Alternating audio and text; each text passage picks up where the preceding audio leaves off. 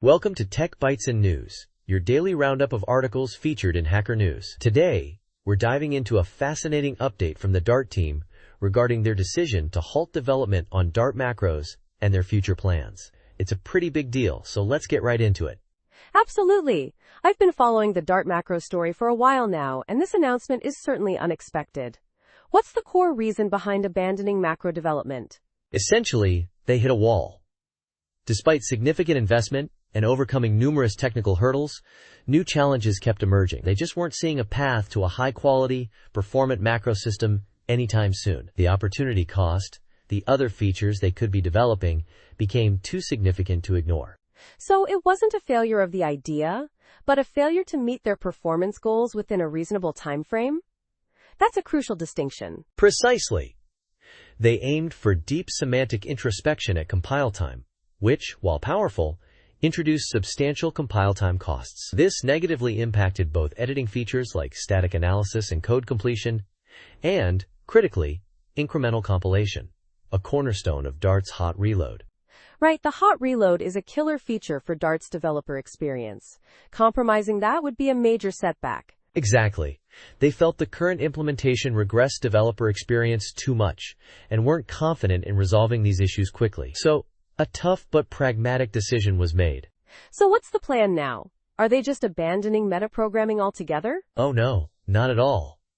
They're shifting focus to other high-priority areas. One major focus is improving data handling in Dart, serialization and deserialization, which was actually the primary motivation behind the macro project in the first place. I see. So they're tackling the problem directly rather than through the more complex macro approach. A more targeted solution? Exactly. They'll use more bespoke language features. They're also investing in improving build times and the overall code generation experience. This includes improvements to build_runner and shipping a feature called augmentations, which was originally prototyped as part of the macro work, but now stands on its own. That sounds promising. Augmentations. Is that a new way to extend the language without the complexity of macros? Essentially, yes. It's a more focused approach to code generation improvements. They're confident they can ship this independently. They're also still interested in exploring general metaprogramming in the long term. But for now, macros are on the back burner. It's a smart move, I think. Focusing on achievable goals and delivering tangible improvements to the developer experience is key. It's better to deliver smaller, impactful features than to chase a grand, ambitious project that might never materialize. I completely agree.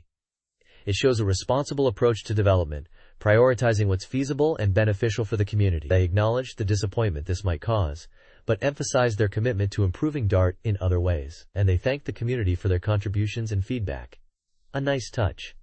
Absolutely. It's a mature and transparent response.